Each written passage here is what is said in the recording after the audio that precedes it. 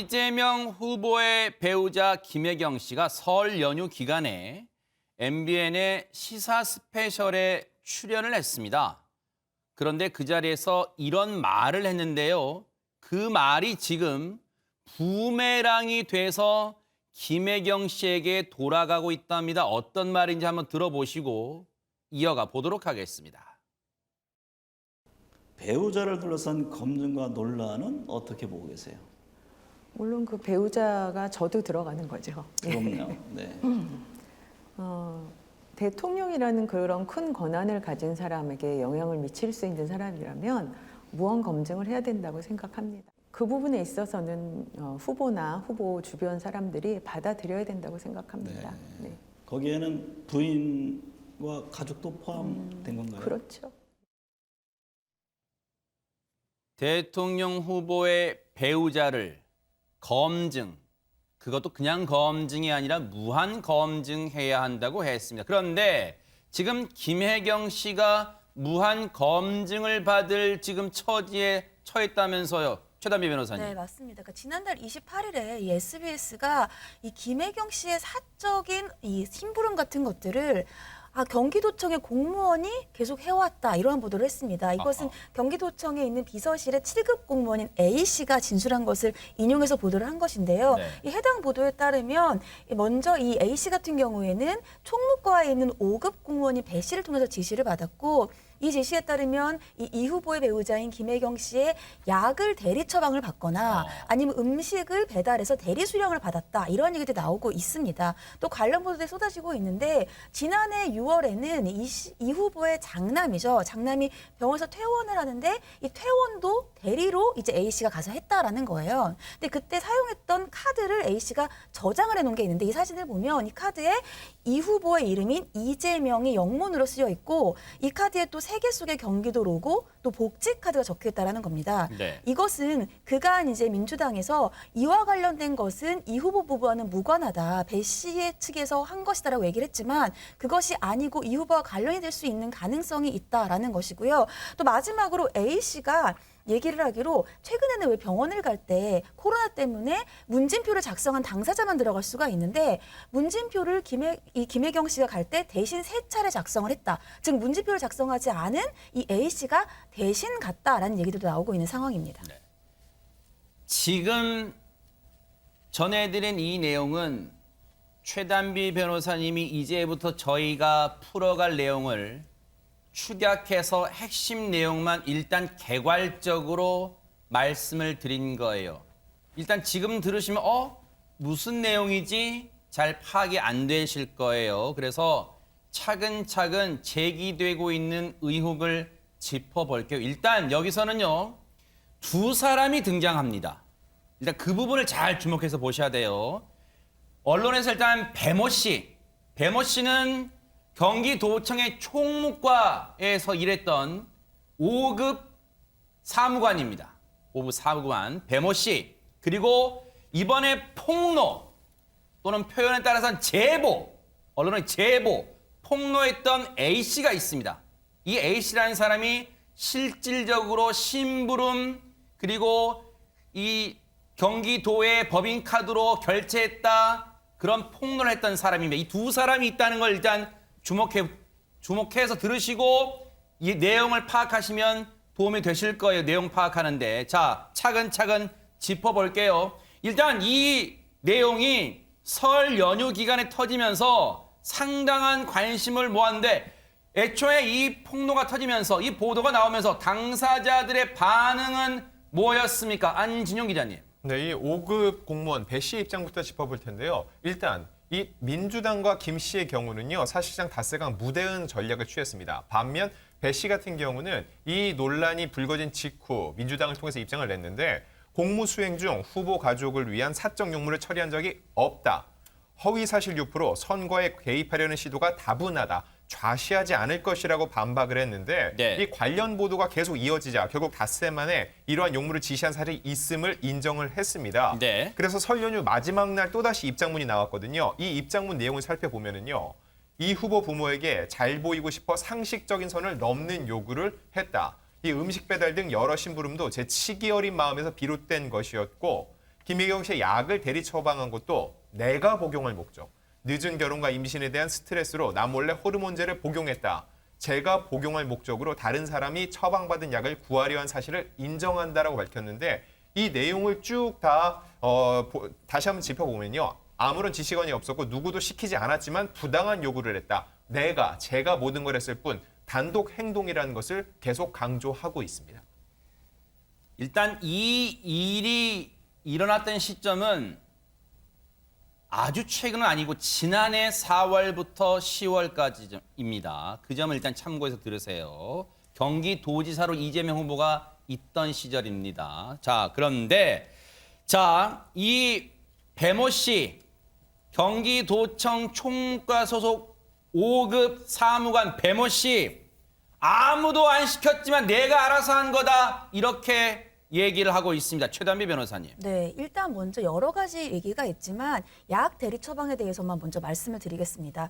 일단 이 A 씨 같은 경우에는 얘기를 한 것이 이 김혜경 씨, 이 후보의 배우자인 김혜경 씨의 약을 대리 처방했다는 얘기를 하고 있고 5급 사무관인 배 씨는 본인이 먹으려고 했다 이렇게 얘기를 하고 있어요. 근데 이와 관련돼서 KBS의 후속 보도가 있었는데 먼저 이 배 씨와 A 씨 사이에 지시를 했다랑 관련된 텔레그램이 있습니다. 이 내용을 보면 먼저 배 씨가 사모님의 약을 알아봐 달라. 이렇게 사모님이라고 특정이 되어 있고요. 여기에 대해서 A 씨가 도청 의무실에서 한 여성 비서의 명의로 처방전을 받았다. 그러니까 다른 사람의 명의로 처방전을 받았다라는 얘기가 나오고 있고요. 1시간 뒤에 다시 A 씨가 28일치 약이 적힌 처방전 사진을 그 SNS 대화방에 올린 뒤에 도청으로 복귀한다라고 보고를 하고 마지막 사진이 이 김혜경 씨의 자택 앞에 이 해당 약이 들어있는 쇼핑백을 걸어둔 사진이 올려져 있어요. 그렇다면 이 총 대화를 나눠봤을 때에는 대리 처방받았거나 아니면 배 씨가 먹으려던 약이라고 하든지 그 약이 김혜경 씨 집 앞 자택에 놓여 있는 사진이잖아요. 근데 결국은 배 씨가 얘기했던 것은 내가 먹으려고 했다라고 얘기를 하고 있고 여기에 대해서 A 씨가 다시 얘기를 반박을 했는데 그렇다고 한다면 배모 씨가 본인이 직접 먹으려고 했다면 마지막에 걸려있던 그 집은 김혜경 씨 이 후보의 자택인데 그 얘기 배 씨가 맞다라고 하면 결국은 배 씨가 몰래 이 후보의 집에 가서 약을 훔쳐갔다는 얘기인데 이것이 과연 국민들의 상식과 수준에 맞겠는가? 국민들의 상식과 수준을 무시하고 있다 이렇게 반박을 했습니다. 네. 일단 당사자 얘기가 중요하잖아요. 여기에 대해서 김혜경 씨는 어떤 얘기를 하고 있을까요, 최준범 교수님? 네, 입장문을 냈는데 있어서는 안 될 일이 있었다. 모든 것이 저의 불찰이라고 사과를 했습니다. 공과 사를 명료하게 가려야 했는데 배 씨와 친분이 있어서 도움을 받았다. 아마 배 씨가 20여 년 정도 같이 일을 했던 걸로 알려지고 있습니다. 그래서 오랫동안 이제 친분이 있어서 그랬다는 얘기를 했고요. 네. 그러나 이제 상시 조력을 받은 것은 아니다. 그러니까 일정 부분 조력을 받은 건 있고 다만 상시 항상 모든 조력을 받은 건 아니라고 얘기를 했고요. 네. 국민 여러분께 심려를 끼쳐드려서 송구하다는 말씀을 드린다라고 얘기를 했습니다. 네. 아무래도 이제 본인 때문에 일어난 여러 가지 사안들이 대선에도 영향을 미칠 수 있고 후보에게 영향을 미칠 수 있는 요소가 있다 보니 네. 사과를 한 것으로 보여집니다. 일단은 김혜경 씨의 해명에는요. 개인적인 일을 좀 시켰다기보다는 개인적인 일을 도움을 받았다. 그런데 여기에는 뭐가 빠져 있냐면 제기된 의혹 중에 법인카드로 이재명 후보의 배우자 김혜경 씨가 자택으로 음식을 배달시킨 것과 음식을 구입한 것과 그리고 이번에 대리 처방 의혹 여기에 대해서는 일전 언급을 안 했어요. 그냥 공과 사를 구별하지 못한 부분이 송구하다. 뭉뚱그려서 지금 얘기를 했지만 그 부분은 얘기를 안 했습니다. 자, 그런데 김혜경 씨가 일단 직접 나섰어요. 닷새 만에 나섰어요. 그동안 민주당 펄쩍 뛰었어요. 허위 사실이라고 얘기하면서 펄쩍 뛰었는데 일단은 김혜경 씨가 닷새 만에 설 연휴가 끝나면서 입을 열었습니다. 입장을 밝혔습니다. 일단 관련해서 민주당 얘기 들어보시고 이어가 보도록 하겠습니다. 의약품에 대한 대리 수령은 우리가 확인한 바로는 네. 없었던 것으로. 그런 일은 없었다라는 말씀이세요? 네네. 직접 관여되지 않은 것으로 지금 저희들이 파악하고 있습니다. 사모님 약 처방을 받아다가 쇼핑백에 넣어서 그 댁에다가 걸어라라고 했고 실제로 걸어 놓은 사진까지 나왔어요. 그러면 나중에 배 씨가 가서 그걸 훔쳐왔다는 얘기인가요? 글쎄요. 이거는 배 씨하고 그다음에 그 A모 비서 사이에 있었던 부분이기 때문에 이 부분은 사실관계하고 진위 여부를 추가적으로 파악할 필요가 있는 것 같고요. 그러면은 김혜경 씨께서는 이 대리 처방이 이렇게 이루어졌다는 걸 지금까지 전혀 모르셨다는 얘기가 되나요? 지금 뭐 구체적으로 제가 사모님하고 통화해 보지는 않았지만 예. 직접 관여한 사실이 없다는 것은 주변 분들을 통해 가지고 저희가 내용을 확인한 상황이거든요. 오늘 여러 언론들이 이제 민주당의 책임 있는 관계자들하고 아침부터 뭐 김현정의 뉴스쇼는 아침부터 뭐 하는 방송이고 다 아실 거니까 아침부터 여러 언론들이 인터뷰를 했어요. 그런데 지금 박찬대 민주당 선대위 수석 대변인 얘기 중에 앞뒤가 언뜻 들어도 앞뒤가 안 맞는 얘기가 보세요. 약 대리 수령 부분은 의료법 위반 사안이다라고 이제 김현정 진행자가 묻잖아요. 그랬더니 박찬대 대변인이 김혜경 씨가 직접 관여되지 않은 것으로 파악하고 있다. 그랬잖아요. 재차 3차 거듭제 꼬리에 꼬리를 무는 질문하니까 뒷부분은 뭐라고 합니까? 구체적으로 사모님하고 통화해보진 않았지만 그래요. 통화해보지 않고 그냥 주변에서 했던 말을 그냥 언론에서 사실인 양 얘기를 하고 있는 거예요. 그러면서 관여 안 됐다고 하고 있습니다, 지금. 자, 이 라디오 프로그램에서 이 부분을 놓고 한 다른 프로그램이 있습니다. 이 지금 대리 처방 이런 의혹들을 놓고 양당, 더불어민주당, 국민의힘 관계자가 치열한 설전을 벌였는데 그 마저 들어보시고 이어가 보도록 하겠습니다. 종 부리듯이 했는데 그건 다 김혜경 씨가 수혜를 보는 거였어요. 그 아니, 그러니까 약도 그러면 그 배모 사무관이 먹을 약이었다는 본인이 먹어 그 아니 그걸 의원님 말이라고 하세요. 아니 지금 그거는 정말. 배모 씨한테 물어보세요. 배모 씨가 자신이 복용할 약이었다 이렇게 얘기했고 그 7급이라는 분도 어공이세요. 9개월이란 분이세요. 그러니까 애초에 뭐 김혜경 여사가 그러면 5급에게 7급에게 갑질해라 이랬다는 겁니까? 그건 너무 논리적으로 모순이잖아요. 그러니까 자, 어공. 어쩌다 공무원 됐다 뭐 그런 이제 뭐 세간의 말을 줄여서 표현하는 거잖아요. 늘공, 늘 공무원. 예, 정규 이 과정을 통해서 들어간 공무원을 늘공 이렇게 표현하는 겁니다. 참고로 말씀드리면. 그러니까 지금 배모 씨, A 씨 모두 별정직이에요. 그러니까 정규 공무원 코스가 아니라 어떤 특별한 사정으로 공무원직을 유지하고 있던 사람들이란 뜻입니다. 별정직. 그런 신분이었다는 거예요. 자, 일단 요거부터 짚을게요. 그럼 5급 공무원 배모 씨가 대리 처방한 것을 일단 인정했습니까? 요거부터 일단 짚어볼까요? 박성배 변호사님. 네, 그 자체가 의료법 위반에 해당합니다. 의료법에 따르면 직접 진찰한 의사만 처방전을 교부할 수 있고 직접 진찰받은 환자만 처방전을 교부받을 수 있습니다. 유일한 예외가 환자의 고동이 현재 곤란한 경우에 일정 범위의 친족만이 대리 수령할 수 있는데 그 예외에 해당하지 않음에도 불구하고 직접 진찰을 받은 환자가 아닌 자가 처방전을 수령한 경우 500만 원 이하 벌금에 처해지는 의료법 위반에 해당함이 명백합니다. 네. 대리 처방 자신이 약을 먹었다고 그 약을 자기가 먹으려고 대리 처방을 시켰다고 인정하면서 일단은 자기 선에서 책임지려는 듯한 입장을 밝혔어요. 그런데 이에 대해서 일단 이 부분에 대해서 국민의힘 측 반응이 나왔을까요? 안진용 기자님. 네, 배 시선에서 사태를 마무리 지으려는 꼬리 자르기 프레임이라고 공격을 이어갈 태세를 보이고 있습니다. 설 연휴 기간 김 씨를 향해 황제 의전 의혹을 대대적으로 여론전을 펼쳐왔는데요. 이재명 후보 부부의 잘못을 덮기 위한 거짓말이라고 이번 입장을 깎아내렸습니다. 이양수 수석 대변인에 따르면요, 공직자 부부가 이 공과사를 구분 못하는 것은 공직자의 배우자가 공과사를 구분 못하는 것은 치명적인 일이다. 비선 실세는 바로 이렇게 탄생하는 것이라고 얘기를 했고요. 집안일을 공무원이 맡아서 해주는 것을 아무렇지 않게 받아들이는 해명을 들으니 더욱 어처구니가 없다고 공세 수위를 높였습니다. 그리고 더 나아가서 김혜경 황제 갑질 진상규명센터를 발족시키고 김혜경 금지법까지 추진해야 되는 움직임을 보이고 있습니다. 일단 A 씨의 이 성은 언론들이 밝히지 않고 있으면 너무너무 특정될까 봐. 그런데 A 씨가 이 폭로 또는 제보한 내용에는 그 9개월 정도에 걸쳐서 자신이 했던 일은 상당히 여러 가지였습니다. 주로 허드렛 일을 했다고 밝혔어요. 뭐 세탁물 이재명 후보 집에 세탁물까지 가져다 주고 안에 가서 정리까지 하고 뭐 그런 내용 다 있어요. 그런데 일단은 언론들이 주목하는 부분은 두 가지 포인트입니다. 앞서 대리 처방 의혹 그리고 최단비 변호사님, 경기도의 법인 카드로 뭐 결제했다 이런 얘기도 좀 나오고 있잖아요. 네, 맞습니다. 그러니까 예를 들면은 이제 경기도에 법인카드로 결제했다라는 것이 아까 말씀드린 예를 들면은 지난해 6월에 장남의 이 퇴원을 도왔을 때에도 결국은 이재명 후보의 이름이 있고 그것이 법인카드인지 여부는 불분명하지만 경기도와 관련된 로고가 있었다.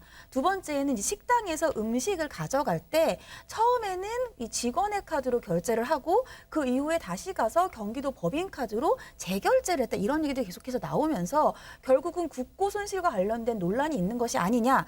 그리고 지금 경기도에 있을 때에도 이렇게 예를 들면 경기도의 세금을 이제 횡령이나 비슷한 걸로 이제 국민의힘은 주장을 하는데 이렇게 관련된 것이면 어떻게 더 큰 나라에 이러한 그 살림을 맡기겠느냐. 이러한 야당의 공세가 이어지고 있는 상황입니다. 참고로 이제 부연 설명을 드리면 이 부분에 대해서 A 씨는 왜 그러면 애초에는 자신의 카드로 결제했다가 나중에 그걸 취소하고 경기도에서 발급한 법인카드로 결제했느냐. 이 부분은 법인카드를 사용할 수 있는 시간이 아니었기 때문에 회계 규정상 법인카드를 사용할 수 있는 시간이 있는 것 같습니다. 그때 일단은 자신의 카드로 샀다가 그걸 나중에 그 매장에 이튿날이나 가서 취소하고 법인카드로 다시 결제했다는 거예요. 그러기를 10번 정도 넘는다. 9개월에 걸쳐서 그런 얘기를 하고 있어요. 저게 차근차근 나중에 또 설명드릴게요. 이에 대해서 그러면 윤석열 후보는 이 상황을 전해 듣고 어떤 반응인지 일단 들어보시고 이어가 보도록 하겠습니다. 뭐 저희 가족에 대해서는 뭐 검찰에서 2년간 뭐 샅샅이 무한 검증을 했으니 마찬가지로 스스로 검증을 받겠다는 거니까 수사를 받겠다는 얘기가 아닌가 싶습니다. 위키유는 권력자들의 이런 황제 갑질을 극혐합니다. 근데 무한 검증하자던 민주당은 고요하다 못해 숨소리도 안 들리네요. 설현유라 푹 쉬셨나요? 앞서 이재명 후보의 퇴원 과정에서 사용했던 카드는 뭐 복지카드, 경기도에서 발급한 복지카드인 것으로 언론 보도로 나오고 있어요. 그 부분은 법인카드가 아닌 것으로 일단 정정할게요. 자, 근데 어쨌든 지금 A 씨는 그 퇴원 과정도 이 A 씨라는 사람이 가서 도왔다. 그리고 보호자란에 보호자 연락처에는 배 씨의 휴대전화를 적었다. 이렇게까지 상세하게 이 폭로 또는 제보를 하고 있습니다. 일단은 최진봉 교수님께 뭐 여쭤볼게요. 왜냐하면 지금 이 폭로 제보 내용은 제가 계속 이제 짚겠습니다만 34일 남았나요? 오늘 대선 34일 정도 남았습니다. 네, 뭐 악재라면 또 악재일 수도 있을 것 같아요. 이재명 후보 입장에서는 그렇죠. 어떻습니까? 그렇죠. 당연하죠. 이제 악재가 될 수밖에 없고요. 이게 이제 어떻게 흘러가느냐의 문제라고 저는 봐요. 일단 이재명 후보 측에서는 이걸 경기도 감사관실에 감사를 요청을 했습니다. 법인카드 사용 내역 확인해달라. 정말 어느 정도 사용했고 어디서 사용했는지 하는 부분을 확인해달라고 했으니까 그 부분이 나올 것 같고 지금 국민의힘에서는 법률지원단에서 이재명 후보, 김혜경 씨 그리고 이제 이 배모 씨까지 세 사람을 고소하겠다고 그랬어요. 그래서 아마 고소를 하게 되면 이제 조사가 이루어질 것 같은데 거기서 어떤 경우가 나오느냐 중요할 것 같고 앞으로 이제 만약에 이제 폭로의 내용들이 어떤 내용이 더 나올 거냐 하는 부분이 중요할 거라고 저는 봅니다. 그리고 해명의 과정이 저는 개인적으로는 배모 씨가 좀 더 자세히 해명할 필요가 있다는 생각이 들어요. 그러니까 배모 씨는 본인은 어쨌든 자기가 알아서 했다고 그러고 지금 여러 가지 정황상으로 볼 때 그게 좀 상식적으로 이해 안 되는 부분이 분명히 있어요. 그러니까 그 부분을 명확하게 하기 위해서 본인이 좀 더 명확하게 입장을 밝힐 필요가 있다는 생각이 들고 이런 부분들이 어느 정도 정리가 되느냐의 문제라고 저는 보고요. 네. 다만 이제 오늘 이제 대선 후보 토론회가 있지 않습니까? 토론회 이슈가 일단 나오게 되면 일정 부 이슈가 조금 줄어들 가능성은 있지만 그럼에도 불구하고 추후에 이런 관련된 또 다른 폭로라든지 이런 이슈가 나오게 되면 다시 또 부각될 가능성은 있어요. 그래서 네. 저는 이제 개인적인 판단을 해보면 가족 관련된 리스크, 뭐 김건희 씨든 지금 김혜경 씨든 두 분 다 이런 리스크들이 어느 정도 반짝해서 이슈가 되긴 했지만 이게 지속적으로 가느냐 문제는 약간 다른 차원이라는 생각이 들어요. 그래서 이 대선 후보 토론회가 집중되고 또 다른 이슈들이 나오게 되면 이게 어느 정도까지 영향을 미칠지 이건 좀 규칙가 주목되는 상황이라고 볼 수 있을 것 같고요. 네. 뭐 제 개인적인 생각은 또 김건희 씨의 지난번 7시간 녹취록 이후의 사건처럼 그렇게 또 일정 부분 이슈가 되다가 가라앉지 않을까 하는 생각도 들어서 국민들이 어떻게 판단할지 좀 지켜봐야 될 것 같습니다. 일단 여러 가지 그 폭로 내용 중에 대리 처방 의혹은 이거는 현행법 위반 사안이기 때문에 반드시 이제 밝혀야 돼요. 일단 요거 박성배 변호사님 수사가 들어갈 수도 있는 사안입니까? 어떻습니까? 이 부분은? 이 부분은 대리처방. 제3자가 고발을 하지 않는다고 하더라도 언론을 통해 대대적으로 알려진 사실이기 때문에 수사기관이 직권으로 수사를 개시할 것으로 보입니다. 네. 5급 공무원 배 씨가 스스로 약을 복용하기 위해서 처방을 받았음을 인정한 상황이기 때문에 누가 되었든 대리 처방 의혹, 즉 의료법 위반 사실은 자명한 상태이고 불러서 조사하는 과정에서 지시자가 있는지 A 씨가 의혹을 제기하는 것과 마찬가지로 김혜경 씨가 윗선에서 지시를 하였는지 여부를 충실하게 추궁할 것으로 보입니다. 아마 언론을 통해 배 씨가 입장을 밝힌 내용 그대로 수사기관에 진술을 한 것만으로는 네. 수사기관이 온전히 납득하고 수사를 그칠 만한 사안 같아 보이지는 않습니다. 네. 배 씨와 그리고 김혜경 씨의 그동안의 처방 내역을 전반적으로 모두 훑어본다든지 약물의 종류와 당시 누구에게 이러한 약물이 필요했는지 여부를 충실하게 추궁해가다 보면 이 사건의 실체관계가 조만간에 드러날 가능성이 높아 보입니다. 네. 정황상입니다. 사실이다 아니다 단정하기에는 이르고 아직은요. 정황상 왜냐하면 이 A 씨라는 사람이 언론에 이 폭로한 제보한 내용이 상당히 이제 구체적이라는 거예요. 왜냐하면 그리고 같이 언론에 제보한 내용 보면 당시 배모 씨 사무관 5급 공무원 배모 씨와 나눈 SNS 중에 사진을 그때마다 쉽게 말해 인증처럼 내가 지금 현장에 왔습니다. 걸어놨습니다. 어떻게 갈까요? 이걸 어떤 게 좋을까요?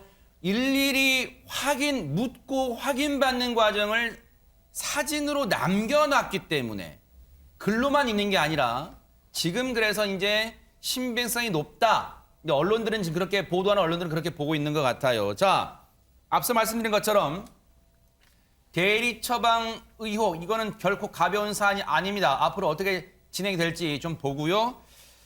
김혜경 씨 관련 의혹은 여기서 그치지 않습니다. 앞서 여러 차례 언급됐습니다만 경기도의 법인카드 그 바꿔치기 결제 의혹이 일고 있는데 이걸 차근차근 짚어보도록 하겠습니다. 박성배 변호사님.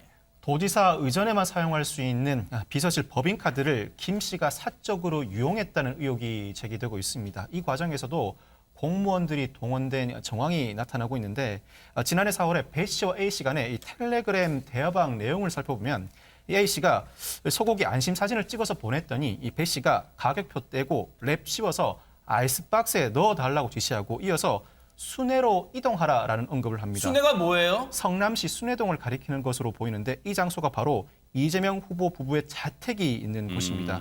이와 같은 방식으로 김 씨의 찬거리와 식사를 경기도 공금으로 산 뒤에 집까지 배달해 왔다는 것이 A 씨의 주장입니다. A 씨의 주장인데 이 주장을 뒷받침할 만한 게 있을까요? 그게 궁금하잖아요. 안준영 기자님. 네, 이 비서실 직원 A 씨는요. 이런 주장을 뒷받침하는 근거로 텔레그램 대화가 있던 날 실제로 본인의 카드로 이 고기를 결제했던 내역을 공개를 했습니다. 그 내역을 하나씩 살펴보면요. 네. 일단 2021년 4월 13일에 본인의 카드로 11만 8천 원을 결제를 했습니다. 네. 그리고 이튿날, 다음 날이죠. 4월 14일 12시 40분경 같은 고깃집에 다시 가서 자신의 개인 카드는 취소를 합니다. 그리고 경기도 법인 카드를 1분 후에 같은 금액으로 긁은 내역을 근거로 제시를 했습니다. 네. 저렇게 그래서 이제 언론들은 바꿔치기 결제다. 앞서 말씀드린 것처럼 법인 카드를 쓸 수 없는 시간대에는 일단 자신의 카드로 결제하고 다음 날 법인 카드를 이 회계 규정상 쓸 수 있는 시간대에 다시 가서 썼다라고 이제 언론에 제보한 거예요. 얘기한 거예요. 아직은 주장이긴 합니다만 그럼 저런 경우가 9개월 동안에 몇 차례나 있었다는 겁니까? 최단비 변호사님. A씨의 주장에 따르면 9개월 동안 10여 차례 이상이 있었다 이렇게 주장을 하고 있습니다. 10번이 넘는다는 거네요. 네, 그리고 앞서서 말씀드린 것처럼 경기도의 법인카드 같은 경우에는 이제 도지사를 위해서 사용을 해야 되는데 이재명 후보가 그 당시에는 이 김경수 경남지사죠. 경남지사와 회동이 있어서 그 경남으로 넘어가려고 했던 그날 이제 이재명 후보가 없는 때에도 이것을 사용하도록 요청받았다라는 얘기를 하면서 네.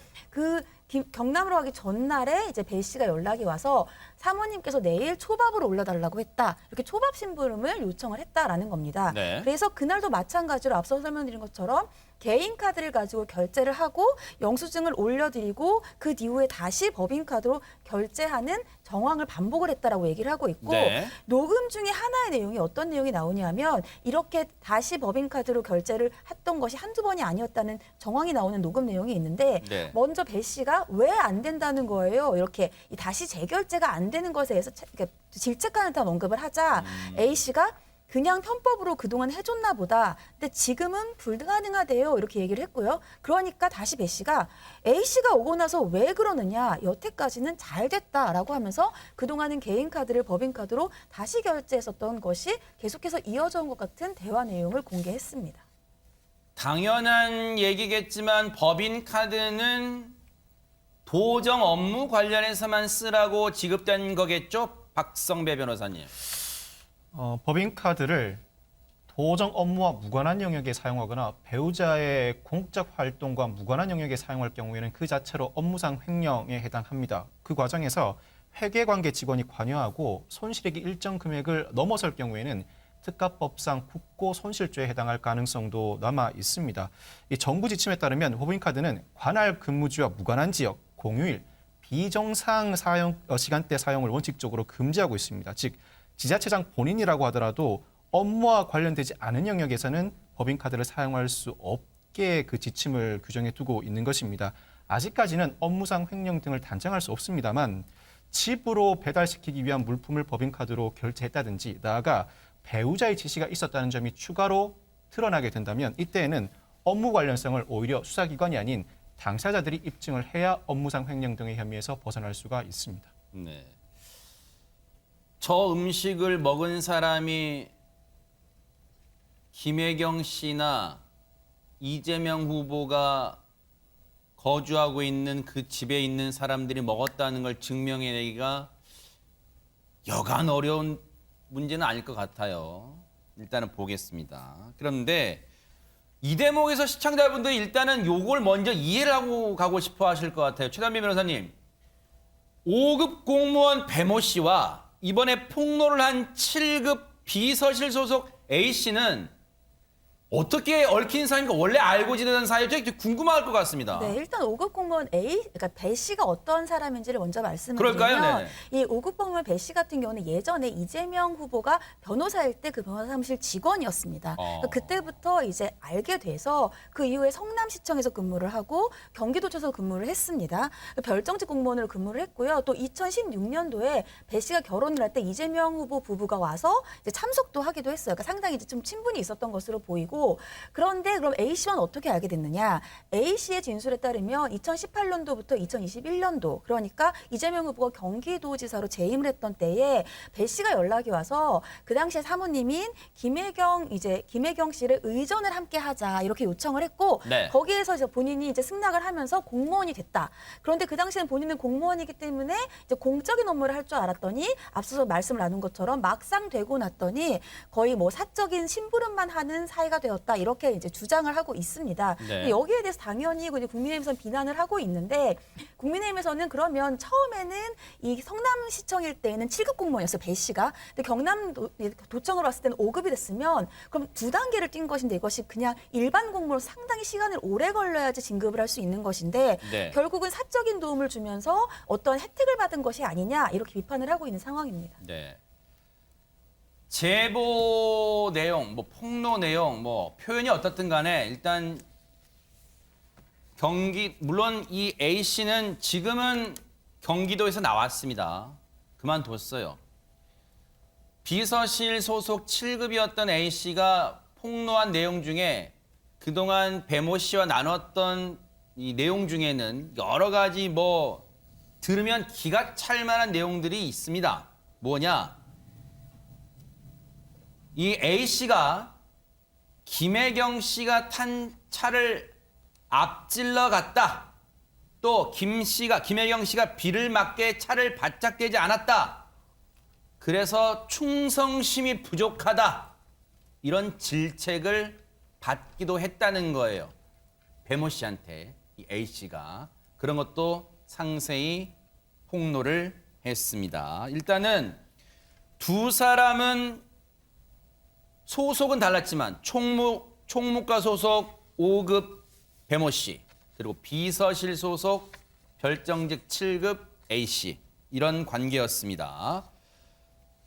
여기까지만 일단 들어도 상당히 지금 앞으로 파장이 만만치 않을 것 같다, 이런 생각을 해보는데, 일단 요거는 짚을게요.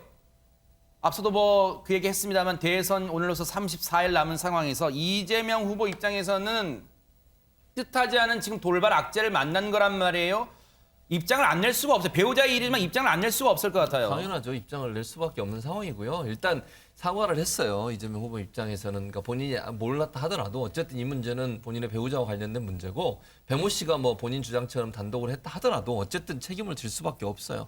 배모 씨 행동은 정말 저는 개인적으로 도저히 이해 안 되는 행동이라는 생각이 듭니다. 그 7급 그분한테 하는 행동 자체는 상식적으로 이해가 안 되는 행동, 왜 그분이 그런 행동을 했는지 제가 이해가 안 되는데, 어쨌든 배모 씨 행동은 도저히 상식적으로 이해할 수 없는 부분이다. 물론 이제 그게 이재명 후보 부부와 연관돼 있냐 없냐는 나중에 차차 이제 밝혀져야 될 문제라는 생각이 들고요. 그래서 네. 오늘 이재명 후보가 공식적으로 사과문을 냈습니다. 그래서 네. 경기도 재직 당시 근무하던 직원의 일로 심려를 끼쳐서 죄송하다는 말씀을 드렸고요. 네. 지사로서 직원의 부당행위는 없는지 꼼꼼히 살피지 못했고, 네. 저의 배우자도 문제가 될 수 있는 일들을 미리 감지하고 사전에 차단하지 못했다 하는 부분을 인정을 했습니다. 그리고 보도된 내용을 포함해서 도지사 재임 시절에 부적절한 법인카드 사용이 있었는지를 감사기관에서 철저히 감사의 진상을 밝혀주시길 바란다라고 요청을 했고요. 만약에 문제가 드러날 경우에는 규정에 따라 책임을 지겠다라고 밝혔습니다. 이 5급 공무원 배모 씨도 저희가 지금 알아봤더니 지금은 경기도에서 나온 것 같아요. 왜냐하면 별정직 공무원이다 보니까 도지사와 이런 쉽게 말하면 운명을 같이 하기 때문에 도지사를 지금 내려놨죠. 이재명 후보가. 그래서 일단은 경기도를 나온 것으로 전해지고 있습니다. 그런데 뭐 민주당 선대위에 들어갔는지 안 들어갔는지는 뭐 여러 가지 언론 보도 좀 갈립니다만 그 부분은 단정하지 않겠습니다. 자, 여기서 드는 궁금증은 있어요. 앞서 대리 처방 관련해서는 자기가 먹으려고 했다는 거잖아요. 그러면 시청자분들 그런 생각하실 것 같아요.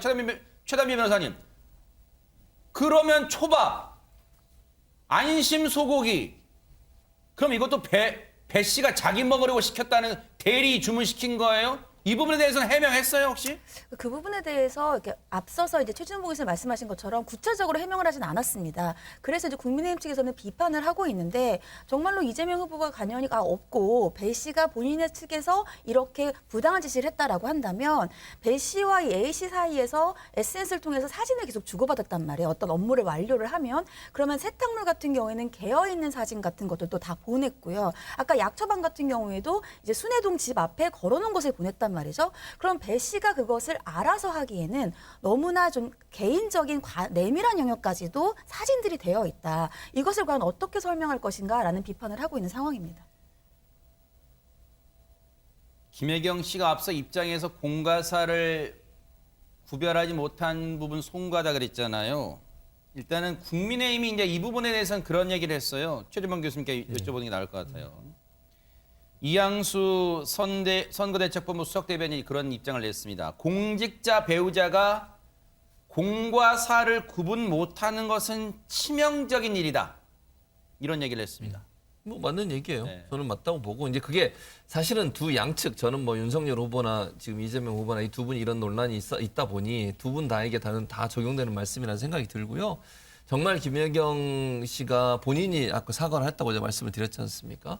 공과사를 구분하지 못하면 이건 정말 국민 앞에 사죄하셔야 돼요. 어쩔 수 없어요. 왜냐하면 본인이 했던 행동이 그 당시에는 뭐 모르고 넘어갔을지 모르지만 지금 대선 후보의 부인이 되신 상황에서는 이분에서 명확하게 국민들한테 사죄하고 다시는 이런 일이 일어나지 않겠다고 약속을 반드시 해야 된다고 저는 봅니다. 네. 그리고 뭐 이제 그 배모 씨라는 분이 어떤 행동을 했는지 저는 그래서 배모 씨가 아까 제가 말씀드렸지만 더 자세히 설명을 해야 돼요. 지금 이렇게 한번 입장 내고 끝날 문제가 전혀 아니라고 너무 상식적으로 이해 안 되는 일들이 많이 있었고 네. 그런 일들에 대해서 지금 풀리지 않은 의문이 많아요. 네. 양쪽이 보는 관점에 따라서 전혀 다르게 해석될 수 있는 부분도 있고요.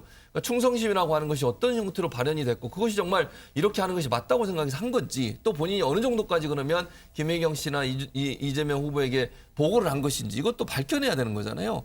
그런 부분에 대해서 저는 명확하게 입장을 밝힐 필요가 있다는 생각이 들고 어쨌든 공과 사를 구분 못하는 모습을 보이는 것은 공직자의 부인으로서는 적절한 처신이 아니다. 그래서 이 부분은 명확하게 사과하고 네. 뭐 이제 어떻게 될지 모르겠습니다만 두 분 다 마찬가지 김건희 씨든 김혜경 씨든 대통령 후보의 부인이 되신다고 하면 이런 부분을 다시 일어나서는 절대로 안 된다. 이런 부분들이 다시 뭐 세간의 얘기가 되거나 이런 일이 일어나지 않도록 하는 부분에 대한 미연의 방지가 반드시 필요하다고 생각합니다. 최진봉 교수님이 정말로 합리적인 그리고 옳은 말씀을 해주신 것 같아요. 왜냐하면 이참에 해명을 깔끔하게 해야 돼요. 그런데 해명이 배 씨의 해명이 뭔가 여지를 남겨요. 왜 그런지 아세요? 들려드릴까요? 배 씨가 그럽니다. 이번에 입장을 내면서 자신의 입장문을 냈잖아요. 그러면서 뭐라 그러냐면 이 밖에도 제가 기억하지 못하는 잘못이 더 있을지 모른다. 이거는요. 지금 폭로는 내용을 일단은 막고 더 폭로가 나올 수도 있다? 혹시 그걸 밑자락에 깔고 있는 건가요? 자기가 기억 못하는 잘못이 더 있을지 모른다. 뭐가 터질지 일단 자기도 모르는 상황이다. 최단비 변호사님 뭐 어떻게 이 말은 왜 붙였을까요? 어떻게 배 씨의 이 말을 해석을 해야 될까요? 그러니까 이제 그 부분에서도 이제 보는 입장은 좀 다릅니다. 근데 야당의 입장에서는 일단 이 배 씨가 본인이 다 했다라고 하지만 그 부분이 석연치 않다라고 주장을 하고 있고요.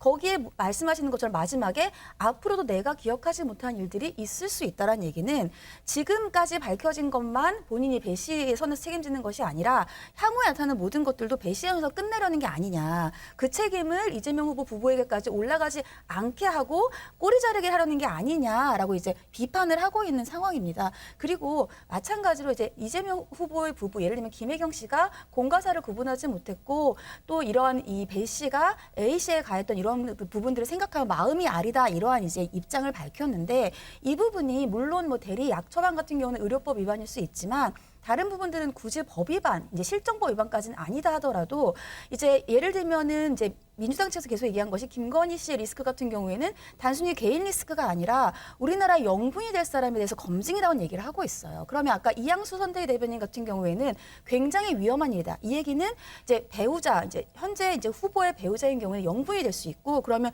국고에 관련될 수 있는 사람이란 얘기예요. 그러면 예전에 경기도지사에서 그런 일을 했을 때에는 우리가 어떻게 믿고 이제 뽑을 수 있겠냐 그 비판을 하고 있는 거거든요. 네. 여기에다가 갑질 의혹 같은 경우에는 이제 우리 사회에서 굉장히 엄중하게 따르고 있는 것인데 물론 배 씨가 중간에 있긴 하지만 결국은 배 씨가 본인에게 했던 것들에 대해서 친밀한 사이여서 그것을 그동안 아무런 부담 없이 받았다라고 또 언급을 했단 말이죠. 네. 그렇다면은 일정 부분 본인이 공무원으로서 받을 수 있었던 의전 이상을 받았던 거잖아요. 공무원은 아니니까요. 그런 부분들에 있어서 분명히 문제가 될 수 있다라는 지적들이 나오고 있는 상황입니다.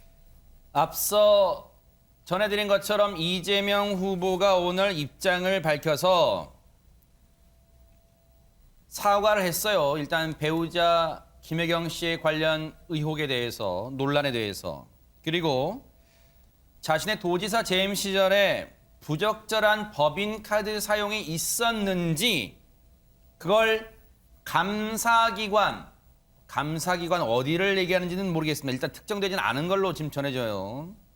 감사기관에서 철저히 감사해 진상을 밝혀주기를 바란다. 문제가 드러나면 규정에 따라 책임지겠다. 이런 가운데 앞서 원희룡 국민의힘 정책본부장이 오늘 SNS에 여러 가지 글들을 올렸어요. 그러면서 일단은 물론 이 부분은 야당도 문제 제기를 하면서 책임을 져야 될 부분입니다. 이게 허위인지 아닌지는 검증을 하고 문제 제기를 했을 테니 해야 되니까요. 근데 뭐라고 올렸냐? 일단 이 법인카드 관련해서 비서 배모 씨가 입장을 낸 것에 근거해서 아마 얘기를 한 것 같습니다.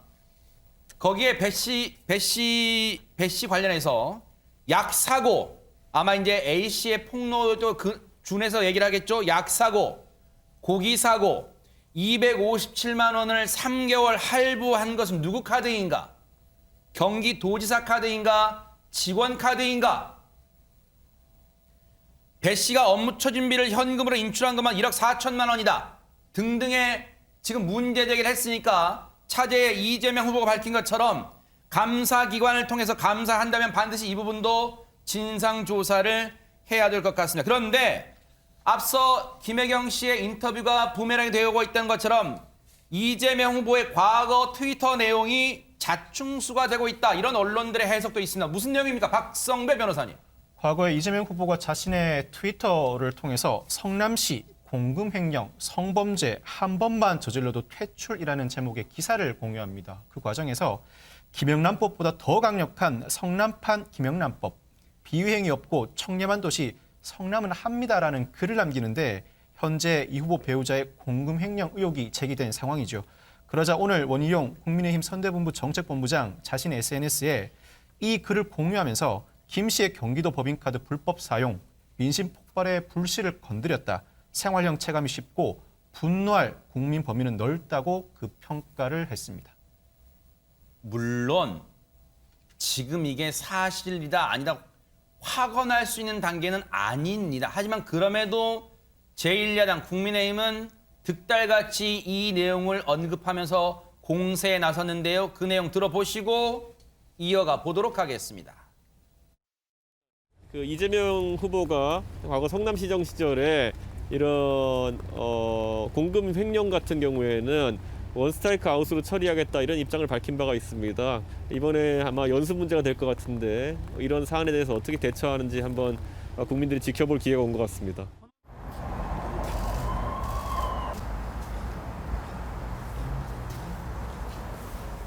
김혜경 씨는 12년 동안 무한 공직 갑질, 국고 손실 범죄 등에 대해서 직접 대국민 사과를 하고 그리고 감사가 아닌 수사에 응해야 할 때입니다. 본인이 무한 검증을 외쳤으니 그 무한 검증이 자신에게도 적용된 보여주고 책임을 지십시오. 약 대리 처방이나 법인카드의 사적 유용은 명백히 사법적 사안입니다. 엄정한 수사를 통해 낱낱이 사건의 실체를 밝혀내고 엄중한 책임을 물어야 합니다. 내로남불해서는 안 될 것입니다. 정의당조차 사법적 잣대 운운하면서 공세를 취했는데 그렇다고 해서 마냥 공세에 밀리고 있을 민주당은 아닐 것 같아요. 관련 얘기 들어보시고 이어가 보도록 하겠습니다. 김혜경 씨가 사과는 했습니다마는 네. 이게 국민의힘에서는 수사가 필요하다 이렇게 주장을 하고 있습니다. 아이고, 이 김건희 씨 수사부터 제대로 했으면 좋겠습니다. 네. 김건희 씨가 서울의 방송 기자하고 통화해서 내가 권력을 잡으면 이런 표현을 썼단 말이에요. 아니 이게 너무 무서운 말 아닙니까? 아니 송영길 대표는 김건희 씨 사안이 더 크다. 김건희 씨 사안부터 먼저 캐라. 이렇게 역공을 폈습니다. 자, 저희가 얘기를 나눈 동안 배종찬 소장님도 자리를 함께 하셨는데 뭐 여러 가지 이제 얘기 좀 들으셨고 이제 아마 오늘 이 내용은 기사 통해서 많이 접하셨을 거예요, 배 소장님도. 그럼요. 그런데 앞서도 뭐 우리 최진봉 교수님 통해서 이제 짚어봤습니다. 전망해봤습니다. 대선 34일 앞두고 이런 돌발 악재가 이재명 후보, 더 나아가서 민주당에게 닥쳤어요. 어떻게 좀 전망을 해볼 수 있을까요? 앞으로의 표심, 또 여론조사에. 악재죠. 악재일 수밖에 없는 것이 후보자, 배우자의 비호감, 또 호감, 자질을 놓고서도 후보자 선택에 영향을 미친다라고 응답하는 유권자가 많다는 것이거든요. 그렇다면 한 달 남짓 남았지만 윤석열 후보자, 배우자 김건희 씨 리스크도 윤석열 후보에게 부담이 됐듯이 또 김혜경 씨도 이재명 후보의 지지율이 또 부담이 될 수밖에 없습니다. 왜냐하면은 뭐 국민의힘 지지층 아니라 더불어민주당 지지층은 그대로 자기 후보를 지지하겠지만 중간지대에 있는 MZ세대 또 중도층 특히 여성입니다. 오늘 TV 토론도 있거든요. 그렇다면 여성 특히 30대, 40대, 50대는 배우자가 어떤지도 유심히 봅니다. 가정주부층이기 때문에 특히. 그럼 이들이 봤을 때는 이게 부적절했다. 공과 사를 구분하지 못했다. 이건 또 이재명 후보까지 연결될 수밖에 없습니다. 말 그대로 그동안엔 주로 이제 김혜경 씨 쪽에 김건희 씨 쪽에 집중이 됐다면 김혜경 씨 논란이 터지면서 이 부분이 여성 유권자에게 영향을 미칠 수 있다는 점에서 상당히 이 선거 남아있는 기간 동안 악재로 부각이 됐다고 봐야 되겠죠. 얘기 나온 김에 오늘 이제 대선 후보 4명 이른바 사자 TV 토론이 있어요. 우여곡절 끝에 열리게 됩니다만 이 문제가 언급이 안 되려 안 될 수가 없겠네요. 당연하죠. 언급이 될 수밖에 없죠. 윤석열 후보 측에서는 이제 아마 집중적으로 물어볼 겁니다. 이 문제를 이슈화할 거라고 보여지는데 이제 이번 토론은 4명이 토론하는데 분야가 정해져 있어요. 네. 그래서 아마 개인적인 질문은 주도권 토론 7분이 주어져 있거든요. 네네. 2명까지 질문이 가능한데 아마 윤석열 후보는 이재명 후보를 집중적으로 공략을 할 것 같아요. 제 생각에. 그래서 다른 안건, 예를 들면 뭐 외교 안보라든지 경제 분야는 그 관련된 질문을 해야 되니까 아마 거기서는 못할 것 같고 주도권 토론 7분 동안 이 문제를 집중적으로 거론할 것 같습니다. 최근에 나온 이슈고 휘발성이 있기 때문에. 그러니까 이전에 아마 이 문제가 틀리기 전에는 대장동 이슈라든지 성남FC 문제 이 문제를 집중적으로 공략을 하려고 했을 거예요. 근데 이 문제보다는 이게 이제 아무래도 처음 나온 이슈라 휘발성이 더 클 수 있어요. 그래서 아마 오늘 밤에 이 문제를 집중적으로 공략하지 않을까 하는 생각이 듭니다. 보시면 최재명 교수 말씀처럼 부동산, 외교 안보, 일자리, 성장, 그리고 자유주제 크게 4가지 묶음의 이 토론 주제가 있는데 아무래도 제 맨 아래에 있는 자유주제 때 그리고 그렇습니다. 주도권 토론 때 자유주제 주도권 토론 때 뭔가 전략적으로 두 후보한테 하는 걸 한 후보한테 다 몰아서 하겠다고 전략상 할 수도 있겠네요. 그럴 가능성이 있죠. 그런 식으로 해서 집중적으로 이 문제를 통해서 이재명 후보를 곤혹스럽게 할 전략 펼 수도 있겠다. 물론 지금 추정이지만. 네, 그렇습니다. 왜냐하면 다른 주제들은 이미 정해져 있기 때문에 그 주제에 관련된 얘기 벗어나면 안 되니까. 그렇죠. 자유 토론에 아마 집중적으로 공격을 할 것 같습니다. 네. 오늘 TV 토론이 이제 열립니다. 그런 가운데 이제 오늘 TV 토론에서 뭔가 또 반등을 노려야 하는 후보가 바로 안철수 후보 아닐까 싶은데 안철수 후보 김미경 씨가 이런 얘기를 했다고 하는데 한번 들어보시고 이어가 보도록 하겠습니다. 영부인으로서 그 제일 덕목은 뭐라고 생각을 하시는지? 영부인의 제일 영부인 덕목. 네, 질문 들어갔습니다. 어려운 것 같아요. 예, 어려워요 좀. 예. 공과 사 구별. 맞네요. 대통령이 되셨을 때 대통령 직무를 수행하고 아까 말한 그 모든 것을 해야 되는데 제가 지장은 최소한 안 돼야 된다고 생각해요. 다른 거를 막 제가 더 할 수 있다, 자신이 있다 그렇지는 않지만 그건 이제 저도 막 노력하고 찾아야겠지만 최소한 아주 기본은 그거라고 생각해요. 참 묘합니다. 시기가 참 드라마틱합니다. 지금 이런 논란이 터져서 그런지 몰라도 김미경 씨의 저 답이 참 시청자분들의 귀에 쏙쏙 와 닿을 것 같다 이런 생각도 해봅니다. 설 연휴 닷새 오랜만에 지난 추석에 의해서 또 닷새 긴 연휴 맞았어요. 제일 중요한 건 이번 설은 대선을 앞두고 있다 보니까 설 찰상 민심 어땠을까 궁금할 것 같은데 어땠습니까, 배 소장님? 또 엎치락뒤치락입니다. 아하. 그러니까 열흘 전만 하더라도 설 명절 연휴를 앞두고 윤석열 후보가 오차 범위 안으로 봤거든요. 어쨌거나 간에 오차 범위 안으로 앞서는 조사들이 발표가 많이 됐었어요. 그러니까 윤 후보가 앞서가고 또 이재명 후보가 쫓아간다고 벌써 추격을 하고 있다고 보는데 이번 명절 연휴 기간 때 실시된 조사 결과를 보면 또 오차 범위 내 이재명 후보가 앞서는 결과가 발표됐습니다. 이재명 후보가 그만큼 많이 올라가는데 여러 가지 이유가 있겠지만 지지층들이 결집하는 것이거든요. 호남 40대 화이트 칼라 문재인 대통령의 핵심 지지층이기도 합니다. 이렇게 되면 우리가 뒤지는 거야? 그러니까 진보 진영 내에서의 결집이라고 봐야 되겠죠. 다소 위기감도 있어요? 그렇습니다. 네. 특히 이 중에는 30대, 40대, 50대 여성 유권자층도 결집을 했다고 볼 수가 있는 대목이 있습니다. 네. 그런데 지금 이렇게 엎치락 뒤치락 어느 후보가 더 절대적으로 대세가 만들어지고 있다 볼 수 없는 상황인데 지금 오늘 TV 토론을 앞두고 또 배우자 논란이 불거졌거든요. 네. 김건희 리스크, 김혜경 리스크까지. 그러니까 여성 유권자가 가장 중요한 것이 오늘 TV 토론도 30대, 40대, 50대 여성 가정주부층 표심을 결정 안 했습니다. 이들이 또 어떤 이슈에 가장 영향을 받겠습니까? 배우자 논란이에요. 그러니까 네. 엎치락 뒤치락 뒤치락 엎치락 알 수 없는 오리무중 판세 속에서 또 TV 토론을 앞두고 배우자 논란이, 배우자 리스크가 부각되는 상황입니다. 사실 그동안 민주당 내에서는 최재봉 교수님 네.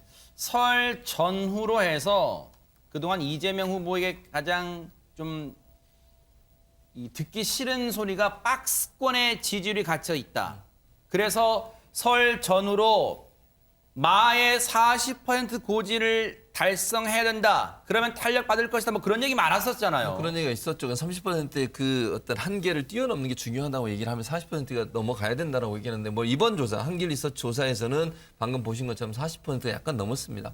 그럼에도 불구하고 큰 차이가 없어요. 오차범위 안에 있어요. 그러니까 윤석열 후보나 이재명 후보가 뭐 오차범위 밖에 있는 것도 아니고 그럼 누가 앞섰다 뒤섰다 얘기할 수 있는 상황이 아니라고 그렇죠. 저는 보거든요. 그래서 이게 물론 긍정적인 신호일 수 있지만 저는 더 겸손하게 가야 돼요. 지금 이게 안심할 수 있는 단계가 전혀 아니에요. 그리고 지금 이 여론조사는 이 김혜경 씨 관련된 이슈가 터지기 전에 이루어진 여론조사잖아요. 그러니까 네네. 또 어떻게 변할지 모릅니다. 그래서 이 부분은 민주당 입장에서는 긴장해야 된다. 오차범위 내에 있다는 점도 첫째 긴장해야 될 문제고 김혜경 씨 관련된 이슈가 지금 이제 나왔기 때문에 이 이슈가 다음에 어떻게 또 영향을 미칠지 이게 이제 두 개가 함께 가는 거거든요. 왜냐하면 두 개 함께 간다는 말씀 무슨 말씀이냐면 이번 토론회 오늘 토론회 하고 나서 여론조사 할 거예요. 근데 토론회 하면서 이 이슈가 함께 터졌기 때문에 두 가지가 그러니까 토론회 결과 이 김혜경 씨 이슈가 함께 영향을 미칠 가능성이 있어요. 네. 어느 것이 더 강하게 영향을 미칠지 모르겠습니다만 그래서 긴장하고 다음번 여론조사를 지켜봐야 된다. 지금은 절대로 안심할 수 있는 상황이 아니다. 결국 정말 근접한 그 상황이다라고 봐야 돼요. 저는 어느 한 뭐 윤 후보든 이 후보든 이재명 후보든 윤석열 후보든 누가 앞서고 있다 이렇게 얘기할 수 있는 상황이 아니에요. 네. 누가 앞서고 있다고 얘기할 상황이 아니기 때문에 더 겸손하게 더 낮아진 자세로 가지 않으면 뭐 마지막 결과는 모른다 이렇게 말씀드릴 수 있습니다. 그러네요. 보통 매주 금요일마다 이 갤럽 조사가 나오잖아요. 그런데 합리적으로 생각해 보면 오늘 밤에 사자 토론이 열리죠. 그리고 이 김혜경 씨 관련 논란 이걸 보통 여론조사를 보통 2, 3일 물어보잖아요. 그렇다면 이걸 담아내지 못할 가능성도 있어요. 갤럽 조사에. 그렇다면 다음 주 정도에 발표되는 여론조사, 주말을 거쳐서 다음 주에 발표된 여론조사에서 그나마 민심의 향배를 조금 더 변화된 민심을 읽을 수 있지 않을까 싶은데 이런 가운데 최근 뭐 다양한 글쎄요, 좀 흥미로운 항목을 설문 항목을 넣는 여론조사도 있어요. 그런데 후보들에 대한 국민의 생각을 엿볼 수 있는 조금은 재밌는 여론조사 결과가 있다면서요. 배 소장이 어떤 겁니까? 아주 이게 흥미롭습니다. 갑자기 다급한 일이 생겼을 때 아이를 맡게 한다면 누구에게 아하. 어떤 대선 후보에게 맡게 될지 야. 저는 뭐 저한테 맡길 줄 알았는데 그건 아니고 네. 이재명, 윤석열, 안철수, 심상정 후보 중에서 가장 높은 비율은 높은 응답은 누굴까요? 윤석열 후보입니다. 윤석열 후보요? 윤석열 후보가 31.2%로 갑자기 다급한 일이 생겼을 때 아이를 맡게 한다면 윤석열 후보를 선택을 했는데 첫 번째로 윤석열 후보뿐만 아니라 어느 후보도 압도적이지는 않습니다. 네. 두 번째 발견하는 것은 대체로 아이니까 여성인 심상정 후보에게 맡길 것 같은데 그건 아니에요. 그러니까 아무래도 심상정 후보가 걸크러쉬, 심분리분리, 센 언니 스타일이거든요. 그런데 윤석열 후보에게 왜 맡겼을까? 네. 저도 잘 모르겠는데 제 뇌피셜 AI를 가동했습니다. 네. 이건 도리도리 때문이다. 도리도리? 도리도리죠. 왜냐하면 갑자기 일이 생겼는데 아이는 얼마나 황당스럽겠습니까? 아하. 당황스럽겠습니까? 대선 후보인데. 우는 아이 달래는 용이다. 그렇죠. 아하. 윤석열 후보는 이재명 후보 때 가보면 이 민주당이 이재명이 아니라 이재명이 민주당입니다. 좀 싸해요. 그런데 윤석열 이건 어디까지 내피셜입니다. 그런데 도리도리 하면서 이렇게 하면 네. 아이들이 재밌거든요. 네. 그러니까 그건 또 친근하게 받아들일 수도 있으니까 그 때문에 그렇지 않을까. 네. 저의 내피셜입니다. 배 소장님 뇌피셜 아마 잃지 않은 분도 계시겠지만 어쨌든 배 소장님의 창의성의 그 한계가 어디까지 또 잘못 궁금해집니다. 재밌는 분석이었어요. 그런데 야, 우리 뉴스파이터 제작진이 이런 것까지 조사했네요. 오늘 아침에요. 오전 7시 반 서울의 기온이 세상에 영하 6.6도였답니다. 대박 사건. 그런데 이 추운 날 아침에 출근길 인사를 했던 후보가 있답니다. 영상 한번 보시고 이어가 보도록 하겠습니다.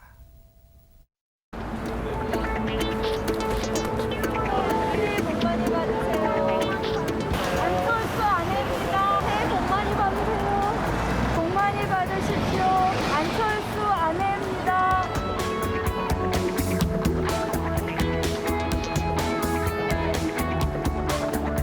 김혜경 교수입니다. 안철수 박사, 대한민국에 오세요. 좋은 하루 되세요.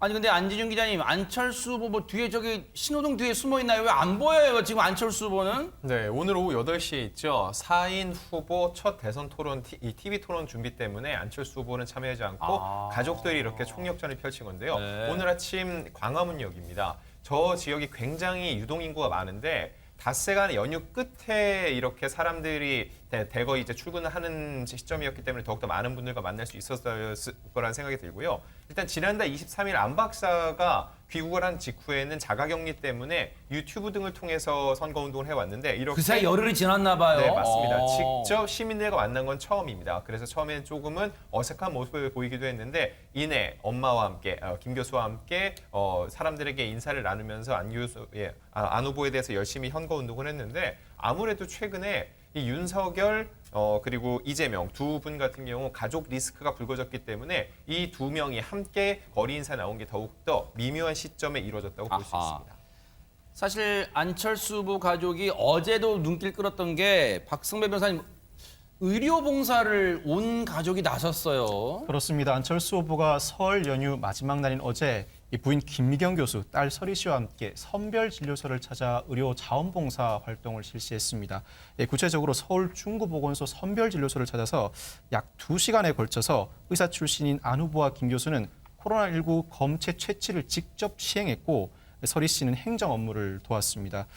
이 서리 씨의 이 일정, 즉 지난달 23일 미국에서 귀국한 이후에 10일의 자가격리 기간이 딱 경과한 시점이 어제 정오였습니다. 이 정오 직후에 이 일정이 정상적으로 수행될 수 있도록 일정을 미리 짜둔 것으로 보이는데 서리 씨가 미국에서 박사학위를 취득하고 연구원 신분으로 근무를 하고 있습니다. 설 연휴를 맞아서 잠시 귀국했다가 오는 5일 미국으로 돌아갈 예정입니다. 부인, 딸과 함께 의료 자원 봉사 활동을 한다. 가족 리스크가 없는 후보임을 강조하면서 코로나19와 같은 감염병 예방에 전문성이 있는 후보임을 강조하기 위한 의도로 보입니다. 야, 아직은 의사 면허가 없는 이 서리 씨 행정 업무를 도왔다고 합니다. 근데 3명이 하니까 돌아서 매주고 또 돌아서 못 맨 사람 매주고 또 이렇게 또 좋은 점도 있었네요. 어쨌든 저렇게 의료 봉사까지 하면서 안설이 박사, 딸 안설이 박사까지 합류해서 지금 안철수 후보는 마지막 지금 지지율 반등을 위해서 안간힘을 쓰는 모습까지 저희가 살펴봤습니다. 설 연휴 기간에요. 국민의힘도 뭐 바쁘게 움직였겠죠. 뭐 윤석열 후보 본인도 바쁘게 움직였지만 측면 지원 사격으로 이준석 대표도 아주 분주하게 움직였다고 하는데 지난 1일, 그러니까 2월 1일 새벽부터 뭐 어디 분주하게 올라갔다면서요, 안지준 기자님? 네, 등산을 했습니다. 아하. 설 당일이었는데요. 4시 반에 등반을 시작해서 오전 7시. 그런데 어디 갔는지가 중요합니다. 바로 광주 무등산에 서석대 등정을 했습니다. 네. 광주 지역을 찾았다는 데 의미가 있는데 SNS에 이런 글을 올립니다. 이번 대선에서 우리 윤석열 후보가 20% 이상 득표에 많은 지지를 받아 지역 구도가 깨졌으면 좋겠다라는 포부를 밝혔고요. 이어서 그렇게 하기 위해서 조금 더 낮은 자세로 다가가겠다는 의지로 이렇게 오늘 무등산 서석대를 등반하게 됐다고 설명을 했습니다. 네. 또 아울러서요. 2030 세대가 지난해 많은 지지를 해줬는데 올해 2022년에도 저희가 새로운 것을 향해 도전하겠다는 포부를 밝히기도 했습니다. 사실 최근에 보면 배종찬 소장님, 네. 호남 지역에 뭐 그동안에도 계속 공을 들여왔습니다. 국민의힘 입장에서. 그런데 최근에 부쩍 특히 감성적인 공을 많이 들이고 있어요. 뭐 윤석열 후보의 손편지, 뭐 200만 장 등등등 해서 지금 이것도 그 연장선상이라고 봐야 될까요? 어떻습니까? 그렇죠. 이준석 매직이라고 하지 않습니까? 그런 이유가 호남이 역대 대선과 다른 이유는 특히 젊은 세대의 표심, 20대, 30대에는 뭐 지역 텃밭 영향을 잘 안 받거든요. 그러니까 그들을 겨냥해서 이준석 국민의힘 대표가 20대, 30대의 표심을 가져가는 거죠. 네. 그러니까 손편지도 물론 전체 유권자의 10% 이내에 보낼 수밖에 없는 이유도 있겠지만 전남보다는 광주보다는 전북을 겨냥했다는 것도 전북의 경우에 좀 더 보수 표심을 노려볼 수가 있거든요. 그런 전략적 차원에서 좀 이성적인 접근보다는 감성적인 접근, 무등산을 오르는 겁니다. 네. 무등산이 어떤 산입니까? 바로 호남, 광주의 상징과도 같은 산이거든요. 그렇죠. 그런 산을 이준석 대표가 올라가면서 누구를 자극하냐? 호남의 2030 세대. 그래서 이번 대선은 윤석열 후보가 호남에서 20%를 득표할 수 있느냐, 또 이재명 후보가 TK 지역에서 30%, 네. 또 PK에서 40%를 득표하자. 그러니까 지역 텃밭을 경계를 깰 수가 없느냐, 깰 수 있느냐 없느냐도 아주 중요한 선거 포인트라고 볼 수 있겠죠. 아니 그럼 최단민 변호사님 저렇게 무등산만 오르고 급히 또 서울로 올라온 거예요, 이준석 대표는 그러면? 아닙니다. 그러니까 이 대표가 무등산을 이제 등반하고 나서 전남의 도서 지역을 돌기로 했어요. 그러니까 이것이 단순히 전남 도서 지역이 주요 도시만이 아니라 이렇게 도서 지역까지도 가리지 않고 다 찾아뵙겠다 이런 이준석 대표의 의지라고 볼 수가 있고 3일에 오전에 먼저 신안군에서 이제 간담회를 개최를 했습니다. 여기서 흑산도 공항 추진 상황을 점검을 했고 그 이후에 진도군, 완도군 또 잇따라서 방문을 해서 주민들의 애로사항을 청취를 한다 이렇게 알려져 있고요. 그 다음 날인 4일에는 장흥이랑 고흥 지역을 방문을 하는데 여기에서도 그 주민들의 이제 관심사죠. 대선 공약으로 고흥읍이랑 나로우즈센터 사이에 4차선 확장 공사를 언급할 예정이라고 하는데 이러한 행보를 지금 왜 하고 있느냐. 그러니까 배종찬 선생님이 말씀하신 것처럼 이제 이준석 대표는 윤석열 후보가 호남에서 20%를 득표할 것을 목표를 가지고 있어요. 근데 광주보다 지금 호남에서 표가 좀 덜 나오고 있다. 그러니까 우리가 단순히 호남에 그냥 구애를 하는 게 아니라 내가 이렇게 뭐 그 무등산뿐만 아니라 그러니까 도심뿐만이 아니라 도서 지역까지 다 돌면서 구석구석 실천의 의지를 보이겠다. 이러한 의지를 보이는 차원이라고 보입니다. 일단은 그렇게 들려요. 왜냐하면 큰 도시만 와서 달랑 방문하고 가는 것보다는 저 지역 정말로 찾아가기 힘든 곳도 간다면 일단 그분들은 정말 이준석 대표를 보고 진짜 왔네 하실 수 있잖아요. 근데 최재명 교수님 이런 생각이 들어요. 이준석 대표의 호남을 계속해서 자주 방문하는 거, 뭐 윤석열 후보 그렇습니다만은 이게 지금 신경이 쓰일까요? 에이, 별 영향이 없을 거야. 혹시 이렇게 아직도 자신만만할까요? 어떻습니까? 민주당 입장에서는. 민주당 입장에서도 신경을 써야죠, 사실은. 그러니까 저게 예를 들어서 이준석 대표가 방문했다고 해서 표가 막 확 늘어날 거냐? 이게 아니라 하더라도 민주당은 신경을 써야 돼요. 왜냐하면 이런 게 있잖아요. 그 마치 이런 그러니까 호남이라는 지역은 민주당의 텃밭이니까 그냥 놔둬도 우리를 지원할 거야. 이렇게 하면 안 돼요. 그거는 정말 위험한 생각이거든요. 네. 우리를 지지해 줄 거야. 뭐, 그러니까 예전에 그런 일이 있었잖아요. 물론 이 예가 잘 적용되는 건 아니지만 이번에 이제 그 현대 아이파크 사고 났지 않습니까? 네. 그때도 그 피해자 유가족이 뭐라고 그랬습니까? 왜 민주당이 더 늦게 오느냐 이 얘기 했거든요. 그러니까 사실은 국민의힘은 어쨌든 이 험지에서 가능한 한 더 많은 표를 얻기 위해서 열심히 노력한다고 하면 저는 민주당이 2배, 3배 더 해야 돼요. 그래야 주민들 입장에서 우리가 늘 민주당을 예를 들면 찍어주니 그냥 믿고 안 오는 거 아니냐. 이건 정말 안 되거든요. 저는 더 긴장하고 이준석 대표가 저런 행동을 하면 또 민주당에서도 더 저보다 2배, 3배 더 열심히 노력해야 된다.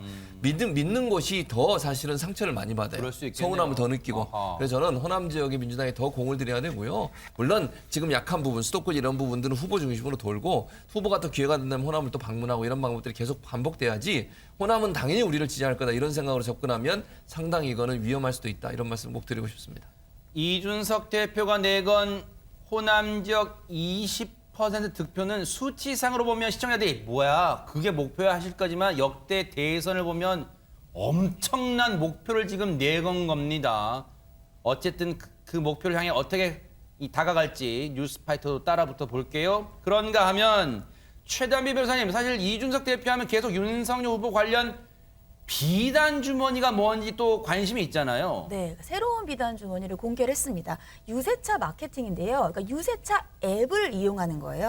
그러니까 이제 앱이 있으면 유세차가 어디를 도는지 GPS를 통해서 유세차의 위치를 볼 수가 있습니다. 그래요? 그러면서 유세차가 오기 전에 미리 앱을 통해서 내가 유세차에 올라가서 연설을 하고 싶다고 사전 등록을 하면 누구든지 유세차에 올라와서 연설을 하게 해주겠다라는 거예요. 그래서 이준석 대표가 하고 싶은 이야기가 있는 남녀노소 누구에게나 유세차에 공간을 내어주겠다. 이게 유세차 마케팅인데 이게 이제 앱을 이용한 거잖아요. 그래서 결국은 이제 앱스토어에 올려야 되는데 등록을 해야 되잖아요. 그래서 이제 15일 이제 그 공직선거 운동 기간이 시작되는 그 이후부터 본격적으로 활용할 전망이라고 하고 사실은 이게 유세차 앱이기 때문에 이제 비단 주머니를 얘기를 하지만 지난 서울시장 후보 때에도 기억하시지만 유준석 대표가 그 당시에는 이제 마케팅과 관련된 일을 했었어요. 그때 젊은이들에게 유세차에 올라와서 이제 지지 선언을 해달라라고 얘기를 해서 상당히 이제 많은 호응을 이끌어냈거든요. 네. 그러니까 이번에도 호응을 많이 이끌어낼 수 있을지 지켜봐야겠습니다.